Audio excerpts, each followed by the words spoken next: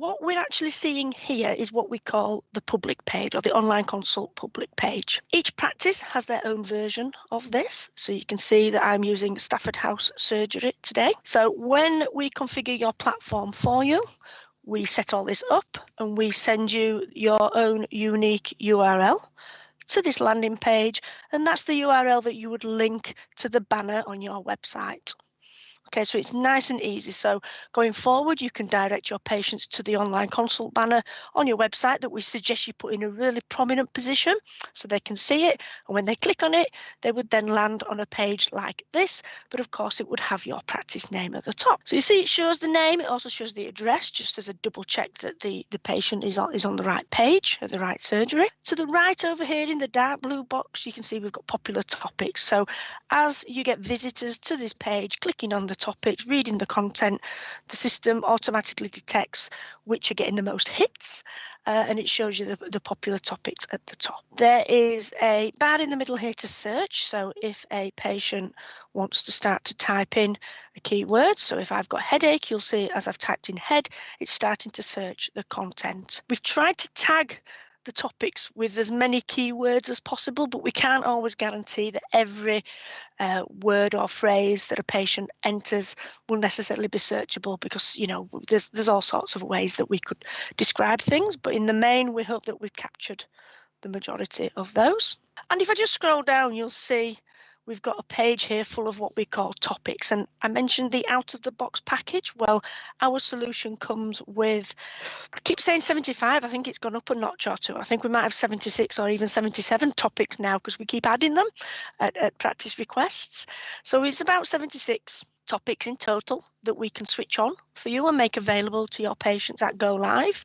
I will show you when we look at the kind of back end of the system later how you can deactivate and activate these, so you can switch them off if there's some that are not appropriate or not suitable for your practice. So we're going to click on a basic one, and I'm just going to step you through what it looks and feels like. We'll then jump into patient access to show you what it looks and feels like through that route as well. So I'm going to pick on athlete's foot because it's just a nice simple one. So maybe I've had some problems with my toes, itchy feet, and I need some support. So I've clicked on athlete's foot, or I may have searched feet, itchy feet, that kind of thing. And what we're seeing in this topic are a series of resources, okay?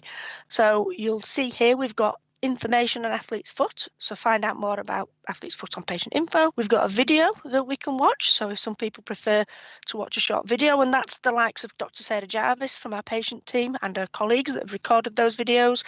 And then you've got contact your doctor about your itchy toes, which is the actual online consult form.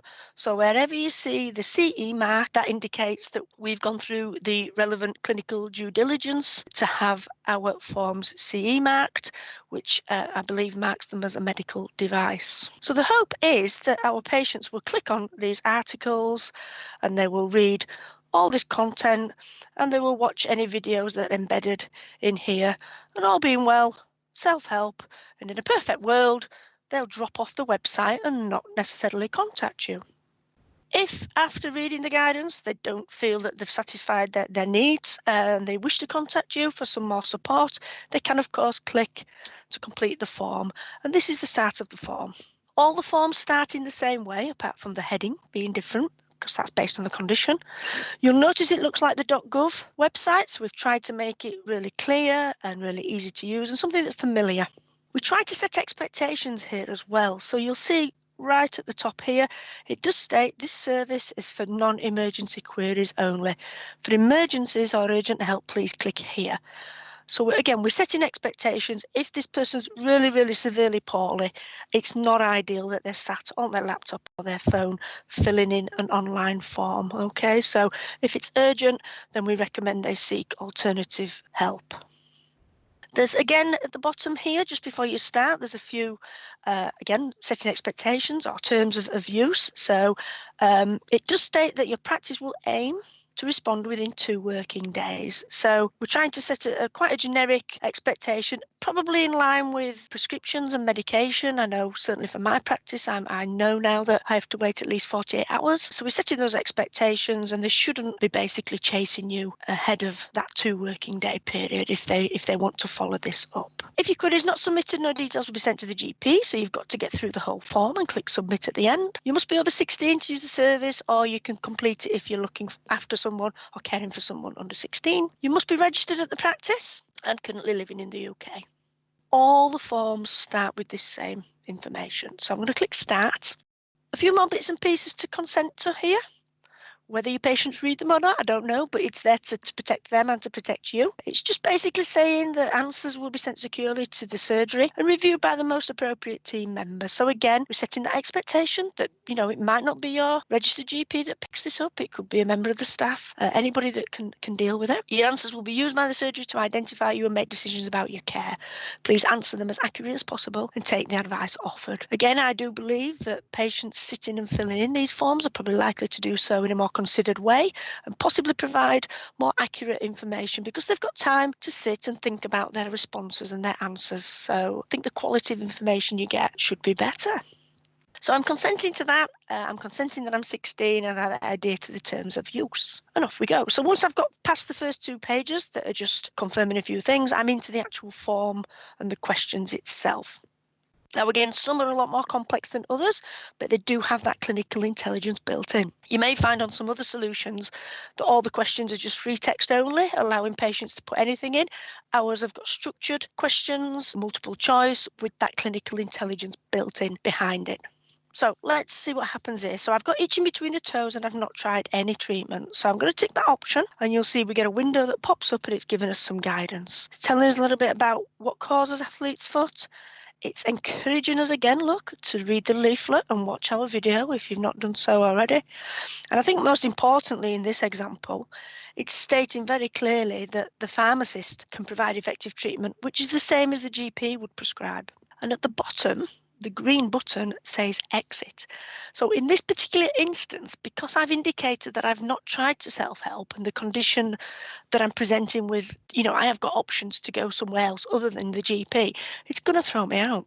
Okay, so it's trying to, again, empower me as a patient and say, go and self-help. If I go back in to that form, I'm just going to show you the behaviour if I select the other option.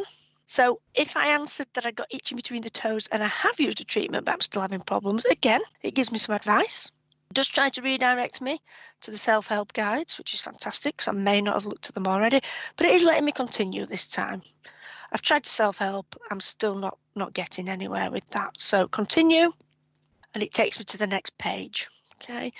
This time, this is showing you how we do have the free text options as well, so our patients can elaborate a little, so they can type in symptoms they've got, how long have they had them, have I tried any treatment, so they might put in here the medication that they've tried or anything else, and what do we hope to receive from the practice. It could be more advice, it could be medication, it could be a cure, and so on. So it's giving them an opportunity in there to really think about what they're looking for. We then ask, is there any time in the next couple of days when they're not available to be contacted? We're not committing to doing so, but it's just useful to know if they're not going to be around, and then we can avoid using our resources to contact them when they're not available. So I'm going to say I'm not available tomorrow and continue.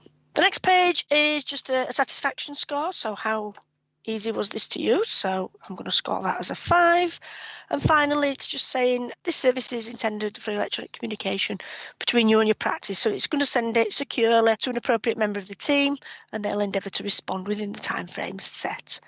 If it worsens, then we expect them to go and seek alternative help in the meantime. Now, because I'm on the website and I've not had to log in, so all I've done as a patient is I've gone to the practice website, I've clicked on the online consult banner, and I've found the form. So it doesn't really know who I am. So in order for you to process this, you need to know who I am.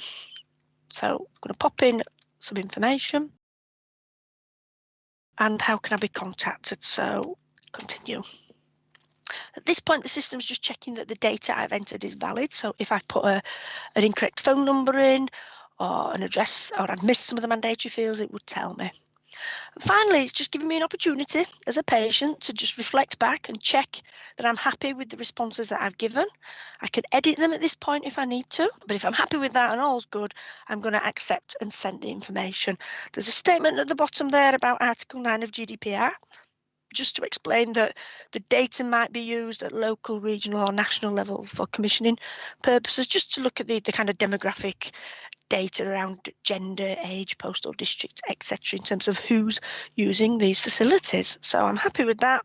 And off it goes. Okay, so that's stepping through the patient journey. I know I've talked a lot, so it's probably extended how long that takes. Obviously, different conditions have got different complexities of forms.